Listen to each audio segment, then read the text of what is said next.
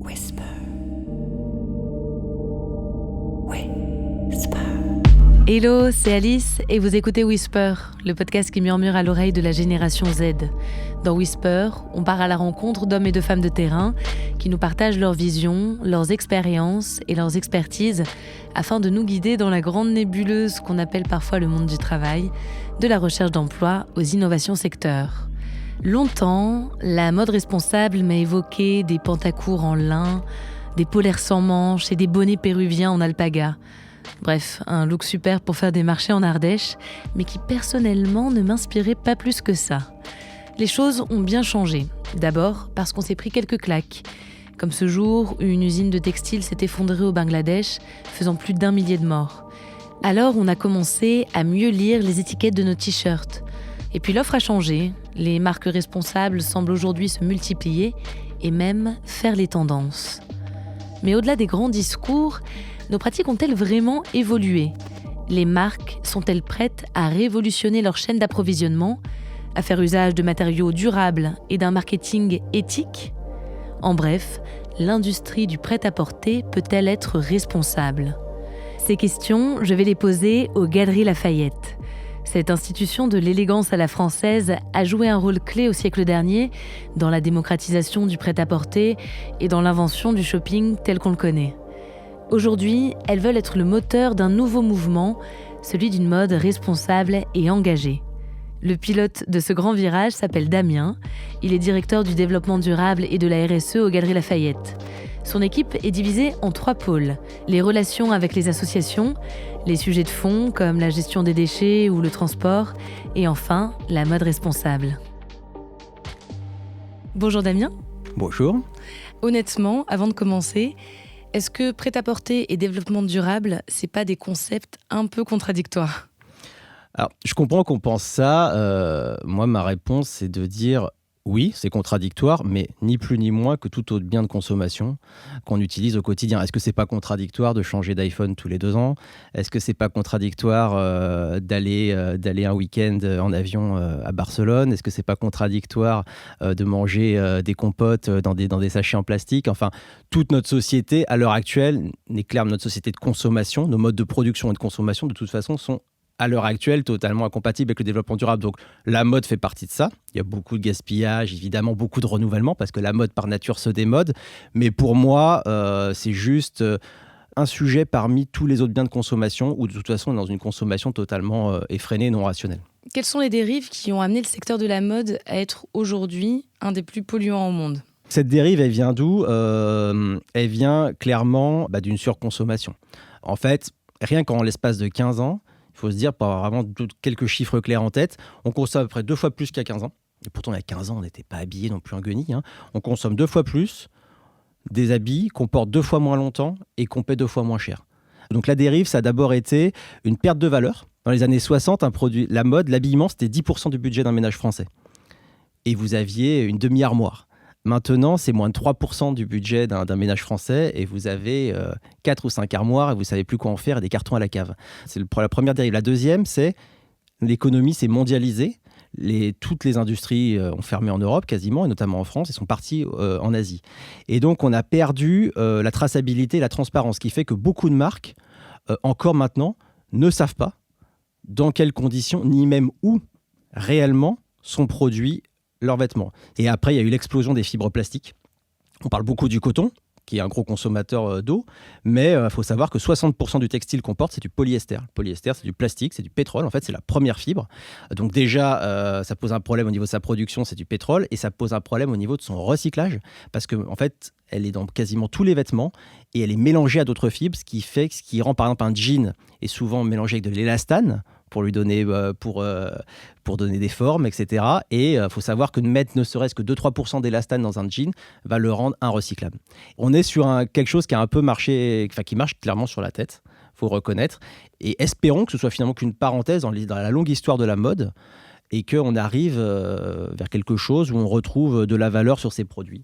Donc bon, on marche sur la tête, tu le dis, mais aujourd'hui, les marques sont toujours plus nombreuses à signer des engagements, des pactes pour réduire leur impact sur l'environnement. D'après toi, est-ce qu'on peut parler d'une prise de conscience aujourd'hui des acteurs de cette industrie ? Alors, je dirais que oui, mais elle est très très récente en fait. Souvent, je dis que j'ai de la chance de travailler dans le secteur de la mode là en 2019, depuis 2 ans. Et c'est pas plus vieux que ça, hein. Depuis 2 ans, c'est devenu absolument massif. Et ce qui est intéressant, c'est qu'avant, on avait quelques acteurs, des Patagonia, certains Kering qui avaient pris la parole sur ça, un peu tôt, ou CEA, ou même H&M, mais c'était encore dispersé. Là, maintenant, ce qui est intéressant, c'est qu'on voit que tous les acteurs prennent la parole, enfin, une grande partie d'acteurs prennent la parole, et que ça va vraiment de LVMH à Kiabi. On voit que ça touche absolument tous les segments du marché, de l'accessible au luxe. Maintenant, il faut voir si tout ça sera suivi d'effet, mais indéniablement, ouais, il y a un mouvement dans le secteur. Toute personne qui travaille dans le secteur à l'heure actuelle constate ça. L'autre acteur clé de cette prise de conscience, c'est le consommateur directement. Aujourd'hui, quelles sont les préoccupations principales du consommateur en matière de RSE ? Le consommateur, à l'heure actuelle, il est préoccupé tout d'abord par sa santé. Clairement, c'est ce qui fait le succès du bio dans l'alimentaire. C'est ce qui commence à faire le succès des marques de beauté dites clean ou green dans la beauté. Donc c'est vrai que dans la mode, il n'y a pas encore beaucoup ça. Les gens n'ont pas encore vraiment pris conscience que, en fait, ce qui porte à même la peau, il y a des teintures, il y a plein de produits chimiques qui ne font pas encore beaucoup le lien entre santé et habillement. Mais quelles sont leurs préoccupations concernant la mode ? Concernant la mode, leurs préoccupations, disons qu'ils sont un peu perdus par la profusion de labels, etc. Donc pour eux, le local, c'est un peu un super label. Local veut dire pour beaucoup de gens, bien au niveau social, bien au niveau environnemental, même si en fait c'est quand même un peu plus compliqué que ça. Et pour moi, ce qui est quand même la tendance la plus marquante, c'est l'explosion de la seconde main. Pour 60% des gens, c'est pour des préoccupations économiques. Et pour 40%, c'est aussi pour une préoccupation dite éthique, environnementale. En fait, ce qu'il faut comprendre, c'est que la consommation responsable, elle se fait jamais toute seule. Il faut toujours qu'il y ait plusieurs bénéfices associés, ou au niveau du prix, ou au niveau du style, ou au niveau de ce que ça renvoie sur soi. Mais clairement, si on veut sortir du marché de niche, il faut comprendre que on n'est pas monocritère en fait. On n'est pas, quand on choisit quelque chose, on est tous paradoxaux et on prend en compte plein de choses au moment de notre acte d'achat. Les Galeries Lafayette sont à la fois une marque et un distributeur. Tu dirais que cette double casquette vous donne une responsabilité, un rôle particulier dans tous ces bouleversements ? Le fait d'être à la fois marque et distributeur, pour moi, c'est une force parce qu'être une marque, ça permet d'abord de connaître les sujets, de se confronter aux difficultés, de balayer devant sa porte et d'être beaucoup plus crédible quand on va voir les autres marques parce qu'on leur dit, oui, on sait en fait, parce que nous aussi on l'a fait, on sait que c'est pas facile, on connaît les difficultés. Nous, on a tout appris en travaillant sur la marque Galeries Lafayette. C'est en travaillant sur la marque Galeries Lafayette, en essayant de la rendre plus responsable, qu'on a identifié les bons critères de sélection de responsabilité pour les autres marques. Vous avez lancé en 2018 un plan d'action qui s'appelle Go for Good. En quoi ça consiste et comment ont réagi vos partenaires au lancement de ce plan ? Go for Good, c'est un programme effectivement qu'on a lancé en 2018 qui part d'un constat que il se passe des choses, les marques bougent, mais le consommateur est perdu et souvent en fait les marques ont peur de prendre la parole aussi. Nous, on s'est dit, très bien, on va créer un label. Un label s'appelle Go for Good, qui repose sur 3 piliers, l'environnement, le social et le local Made in France. Et on va sélectionner les produits des marques selon des critères sérieux, objectifs, exigeants. On a fait un cahier des charges, donc spécifique. Il y en a un pour le textile, un pour la joaillerie, un pour la beauté, un pour le cuir. Et on a envoyé ça à toutes nos marques. Au début, ça a été très dur, parce qu'en fait, il y a quelques marques, bien sûr, qui étaient déjà positionnées sur ce sujet, qui étaient ravies. Et beaucoup, la plupart des marques, il faut le savoir, ont des produits en recyclé, en bio, etc. Mais c'est une petite partie de leur collection. Et donc, la grande crainte était, oui, mais on va me dire pourquoi tout ne l'est pas. Crainte du bad buzz, en fait. Crainte du bad buzz. Et nous, on leur a dit, il n'y aura pas de bad buzz à partir du moment où tout est clair, et les règles du jeu sont claires, et on est sincère vis-à-vis du client. À partir du moment où vous dites, voilà, c'est tel jean, tel produit qui est en telle matière responsable et que vous racontez pas d'histoire sur la marque est responsable, c'est dans mon ADN depuis ma naissance, etc., etc. Les gens peuvent comprendre que quand on est une très grande marque, on ne se transforme pas d'un état de business as usual à marque responsable en un claquement de doigts du jour au lendemain. Et finalement, la bonne surprise, ça a été qu'on a eu plusieurs centaines de marques qui, en septembre 2018, ont accepté de jouer le jeu. Et ce qui était à l'origine un coup d'essai, est devenu une stratégie de long terme, puisque maintenant, Go for Good, c'est toute l'année. On a des objectifs à 2024. On veut que 25% de l'offre de nos magasins soit Go for Good d'ici 2024. On pense vraiment que ça peut être un axe de différenciation intéressant pour les Galeries Lafayette. Il faut qu'on soit sur mode, désirabilité, responsabilité. Quelles sont, d'après toi, les qualités humaines et professionnelles qui sont absolument nécessaires pour travailler sur le développement durable dans le secteur de la mode aujourd'hui ? Bon, déjà, il faut de la résilience, clairement. Surtout quand on est en entreprise, faut être persévérant. Faut pas lâcher, c'est la première chose. Et il faut pas être dogmatique non plus. C'est-à-dire, ça ne sert à rien de tenir un discours d'ONG dans une entreprise. Il faut, à un moment, l'entreprise, et c'est normal, elle doit aussi avoir une rentabilité. Elle doit aussi payer les salaires de ses employés en fin de mois. Et il faut quand même arriver à lier ces sujets-là au business. Ou sinon, vous êtes dans le mécénat, c'est bien, vous faites du mécénat, mais ça ne change pas les choses. Donc il faut absolument quand même arriver à faire ce lien business. Je pense que c'est la première qualité qu'il faut avoir. Après, il faut arriver à être extrêmement généraliste. Il faut être capable de parler à tout le monde. Et il faut arriver à jouer également sur différents registres. Il faut être très opérationnel, mettre les mains dans le cambouis. Et être capable d'être également extrêmement stratégique pour aller parler à un COMEX.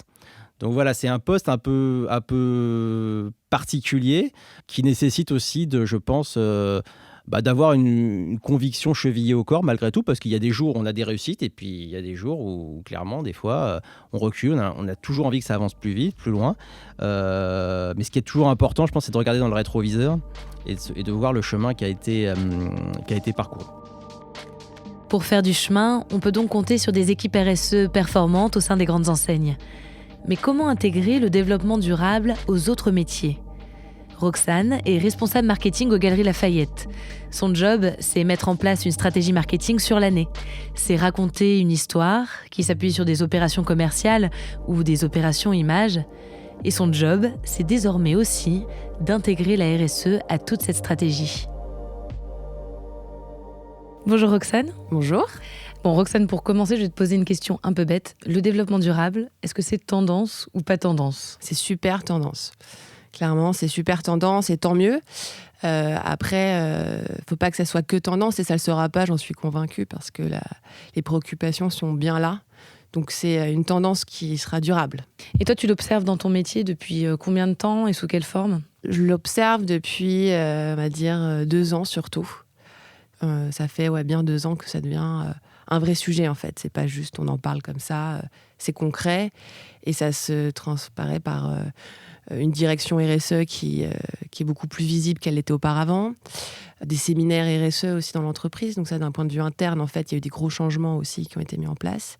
Des objectifs, donc de manière très concrète. Chaque début d'année, on a des objectifs qui sont fixés aux salariés, on a des objectifs qui touchent du coup au RSE depuis 2 ans. Et en marketing opérationnel, quels peuvent être les objectifs justement liés à ces nouvelles préoccupations ? Alors, l'objectif numéro 1 du marketing, c'est de vendre des choses. Donc en fait, mon premier objectif, moi, en termes de marketing, ça va être de mettre en avant notre offre Go for Good, tout simplement, déjà. Et après, ça va être de manière plus simple dans nos outils de communication, les supports de communication, donc le papier, par exemple. Aujourd'hui, on utilise du papier recyclé, que ce soit pour nos PLV, nos mailings également. Ça va être les goodies, parce qu'on fait toujours des goodies en marketing. Donc, dans quelle matière sont faits nos goodies, où ils sont faits. Donc ça, c'est assez challengeant. Ça paraît peu comme ça, mais en termes de coûts, que ça soit sur les goodies ou tout ce qui est identité visuelle, la production de PLV, des vitrines, etc. C'est des gros sujets qui nous impactent sur créer un décor. Il faut pouvoir le réutiliser derrière. Comment on peut optimiser nos investissements. Donc, il y a plein de choses qui sont mises en place. Donc, tu parles de convaincre le client, le consommateur. Est-ce qu'aujourd'hui, les clients changent réellement leurs pratiques ou est-ce que ça va prendre encore un peu de temps pour toi pour passer d'un discours aux actes ? Je suis assez optimiste et assez rassurée parce qu'on a fait des études notamment auprès de notre clientèle pour voir justement leur appétence à cette mode responsable. On voit que nos clients les plus fidèles achètent des produits Go for Good et ils sont plus nombreux cette année que l'an dernier. Donc ça va dans le bon sens assez rapidement. On voit aussi que le chiffre d'affaires, donc c'est lié aux clients Go for Good, augmente plus vite que le chiffre d'affaires non Go for Good sur nos opérations spécifiques RSE. Donc le client voilà, en tout cas, il a envie. Donc le défi qu'on a, c'est montrer que on peut être responsable de qualité et à prix raisonnable, parce que le prix reste quand même important, et ça, je l'entends tout à fait. On n'a pas tous le luxe d'acheter de la mode responsable. Et une des clés, c'est peut-être, plutôt que le prix, c'est de changer donc ses habitudes de consommation Tout à fait. en consommant moins, Ouais. justement. Comment est-ce que tu adaptes des choses comme les soldes, qui sont quand même faites pour consommer, acheter plus et moins cher, à un marketing responsable? Ça, c'est pas une question facile. Nous, ce qu'on fait, c'est qu'aujourd'hui, en dehors des périodes promotionnelles, on va créer des choses qui sont responsables. Après, parler de responsabilité sur les opérations promotionnelles, c'est un peu casse-gueule. Parce qu'on ne peut pas dire... alors oui, on prône la déconsommation, mais on fait le Black Friday. C'est pas évident. Hein, on y réfléchit. On avait pensé à des choses du type, pendant les soldes, par exemple, on peut vous proposer de ramener des vêtements. C'est ce qu'on avait fait sur les 3J, donc c'était des logiques de bonusing, en fait. Ramener des vêtements avant d'en racheter, et nous on s'occupe de les recycler. Soit on les donne à des associations derrière, soit on fait de l'upcycling avec. Enfin, il y a plein de choses qu'on fait. Donc ça, c'est une première piste. Après, on n'a pas créé des produits en plus pour faire les soldes. Ça, c'est des produits qui sont vendus toute l'année et qui se retrouvent en solde parce que tout n'a pas été vendu. Et donc on les brade pour pouvoir écouler les stocks. Pour le consommateur, comment est-ce qu'on fait la différence entre une enseigne qui s'engage vraiment et une qui fait du greenwashing? Parce que quand on regarde les publicités, toutes les marques, que ce soit dans la mode ou ailleurs, sont écolos, et sont responsables. C'est pas facile de s'y retrouver. Le greenwashing, en plus, c'est un sujet pareil intéressant parce que on parle de perception qui est très personnelle, parce qu'en fonction de notre culture et nos attentes, on n'aura pas les mêmes attentes, voilà, de la part d'une marque. Donc déjà, je pense que faut regarder s'il y a une direction RSE dans l'entreprise. Parce que s'il y a une direction RSE, ça veut dire que l'entreprise y croit et investit déjà vraiment pour le sujet. Est-ce qu'ils ont un site dédié, ou est-ce que sur leur site, il y a une partie corporate qui explique en fait quel est l'engagement de l'entreprise? Est-ce qu'ils sont engagés auprès d'associations? Est-ce qu'ils parlent de projets mis en place? Donc, est-ce qu'il y a des projets depuis combien de temps aussi ils sont engagés? Est-ce qu'ils mettent en place des projets caritatifs, par exemple? Et toi, dans l'exercice de ton travail, tu es directement en contact avec des associations? Oui, ça peut arriver. Et comment des associations donc militantes se positionnent par rapport à des géants de la mode? Est-ce qu'il y a une méfiance? Oui, bien sûr, parce qu'ils ont leur image. Donc, ils ont leur image qui est importante et il ne faut pas qu'ils s'associent. Donc, ils étudient qui on est. Après, l'avantage, c'est que grâce à notre direction RSE, on est plutôt bien outillés pour présenter le groupe et son engagement. Et on a une crédibilité aujourd'hui qui est forte, qui nous aide en fait à mettre en place des partenariats. Donc on est assez à l'aise en fait aujourd'hui. Concrètement, moi quand je vais aborder une association, je suis plutôt à l'aise. D'après toi, quelles sont les grandes évolutions à prévoir à l'avenir dans notre rapport à la mode, et quels sont les grands défis qu'une enseigne comme la vôtre doit relever en termes de marketing? Le défi, c'est comment le grand magasin, qui est quand même qui peut être un temple de la consommation, évolue dans ce monde-là, répond aux attentes consommateurs. Comment on accompagne le consommateur aussi dans ce changement. Et je pense que l'attente numéro 1, c'est d'être transparent. Donc comment j'arrive à être assez transparent pour être écouté, légitime, crédible. Et très personnellement, ça t'apporte quoi dans ton parcours professionnel de prendre en compte ces enjeux sociaux, environnementaux? Est-ce que c'est quelque chose qui te nourrit, ou est-ce que c'est un frein à l'exercice de ton métier? Non, au contraire, ça me nourrit, ça me donne du sens aussi. On a tous des valeurs en fait. Ce qu'il faut savoir, c'est que derrière les marques, il y a des humains. Ça me donne du sens. Je me dis, voilà, je sers à quelque chose. Je sers à donner une image qui change aussi à la mode, parce que la mode, moi, je trouve que c'est important quand même pour nous. Donc, c'est montrer que en fait, on peut continuer à acheter de la mode en faisant attention à nous et à notre environnement. Acheter de la mode, c'est aussi un métier. Attika est acheteuse aux Galeries Lafayette depuis 2014. Elle a exploré le prêt-à-porter, les chaussures et tout récemment la lingerie. Attika, c'est celle qui travaille au plus près du produit. Bonjour Attika. Bonjour Alice. Attika, en tant qu'acheteuse, tu es en contact direct avec les fournisseurs. Quelle est ta méthode pour reconnaître un fournisseur responsable ? Alors, on a différentes méthodes. Bien entendu, il faut être curieux quand on est acheteur. Donc, on pose beaucoup de questions. On leur demande d'où vient le produit, quelle matière première est utilisée pour faire le produit. Mais on se base surtout sur un cahier des charges qui est très spécifique, que l'équipe développement durable a effectué pour l'équipe des acheteurs, qui nous aide justement à choisir les critères. Chaque acheteur a été formé, chaque équipe d'achat a été formée. Et dans chaque équipe d'achat, il y a un référent RSE qui est le lien direct avec les équipes d'experts de Damien Pelé et les acheteurs du secteur. On s'est rendu compte avec un peu des scandales que certaines marques n'avaient pas vraiment de regard sur les conditions de fabrication de leurs vêtements. Est-ce que c'est quelque chose qui a évolué aujourd'hui ? En fait, on est clairement sur une évolution de la transparence de la chaîne de production, justement, où on a quand même 2 niveaux aujourd'hui. On a ce qu'on appelle le niveau 1, où les marques deviennent de plus en plus transparentes, et on le voit sur les réseaux sociaux, sur le site des marques, où elles n'hésitent pas à donner le nom de leurs fournisseurs, de donner les régions dans lesquelles sont fabriqués leurs produits. Donc ça, c'est une transparence qu'on dit de rang 1. Et ensuite, on a les transparences qui vont beaucoup plus loin, et là, c'est moins présent aujourd'hui sur le secteur de la mode. Parce que ce qui peut être problématique parfois, c'est que même ça va au-delà du fournisseur. C'est-à-dire qu'une marque peut travailler avec un fournisseur qui est responsable, sous-traite. Mais exactement. Et derrière, il y a énormément d'étapes et de sous-traitants. Il y a différents rangs, mais ce qui est le plus difficile, c'est d'aller jusqu'au rang final, en fait, qui est la matière première, la cueillette du coton, par exemple. Rares sont les marques qui vont jusqu'à ce rang.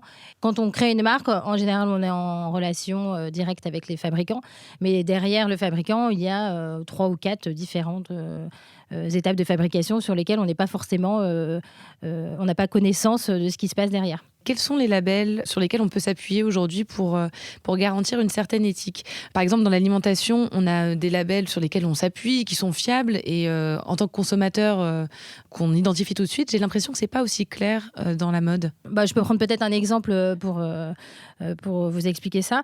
Par exemple, pour produire 1 kilo de coton, il faut à peu près 20 000 litres d'eau. Et la production de coton est la plus grande consommatrice de pesticides et d'insecticides. Donc en fait, il y a différents labels. Par exemple, sur le coton, on a des labels BCI, des labels qu'on appelle GOTS ou OCS, mais tous ces labels ne se valent pas. Donc nous, au Galeries Lafayette, on a choisi le label GOTS et OCS, qui sont des labels qui garantissent que le produit fini est fait en coton bio. Et au Galeries Lafayette, nous, on demande à ce que 50% au minimum du produit soit en coton bio pour être éligible à notre cahier des charges Go for Good. Alors que des labels comme le label BCI, qui est Better Cotton, est un label qui promeut des meilleures normes dans le coton, mais ça ne signifie pas que le produit fini sera en coton bio. Donc il faut vraiment faire attention à tous ces labels. En tant qu'acheteuse, quelles sont d'après toi les matières, les textiles qui feront la mode de demain ? Je vais parler plutôt de la chaussure sur laquelle j'ai travaillé récemment. On a eu l'arrivée de pas mal de matières innovantes comme la Pignatex. Une Pignatex, c'est fait à base de déchets d'ananas, par exemple, ou même on a eu du champignon qui est encore à l'état de recherche et développement, ou même des cuirs qui sont faits à partir de raisins. Des matières plutôt faites à partir de raisins, puisqu'on ne peut pas appeler ça du cuir. Après, je ne dirais pas que c'est l'avenir, c'est innovant. Donc, je pense qu'il faut encore rechercher la durabilité de ce genre de produit, mais c'est plutôt intéressant et c'est prometteur pour l'avenir. Mais l'avenir, je dirais que c'est plutôt les matières recyclées. Aujourd'hui, il y a différentes matières qui sont nées du recyclé, comme le PET recyclé, qui est fait à partir de bouteilles de plastique issues des océans. On a notamment une petite marque, Corail, une marque marseillaise, qui justement a fait toute une collaboration avec les pêcheurs marseillais pour récupérer des bouteilles de plastique et en créer des baskets. Donc ça, c'est plutôt intéressant. Et il y a également l'Econil, qui est fait à partir de filets de pêche recyclés pour créer des fils de nylon. Et ça, c'est utilisé plutôt dans les maillots de bain. Je sais qu'Adidas a fait un maillot de bain en Econil également. Et on peut avoir aussi d'autres matières recyclées comme la laine. Et il y a une petite marque française, Ubac, qui travaille sur des baskets en laine recyclée. C'est plutôt intéressant et je pense que c'est ça l'avenir, le recyclage et le upcyclage. Et quelles sont les matières qu'il faut absolument proscrire d'après toi ? Je dirais que c'est pas une matière en particulier, bon, à part le plastique, le PVC, mais c'est plutôt les méthodes de fabrication. Aujourd'hui, par exemple, sur la chaussure, le cuir pollue énormément. Donc, ce qui serait intéressant de voir, c'est de travailler plutôt avec des cuirs qui sont tannés de manière végétale ou des cuirs sans chrome, par exemple. C'est plutôt les procédés de fabrication qu'il faut faire évoluer. On en a déjà un petit peu parlé avec le plan Go for Good.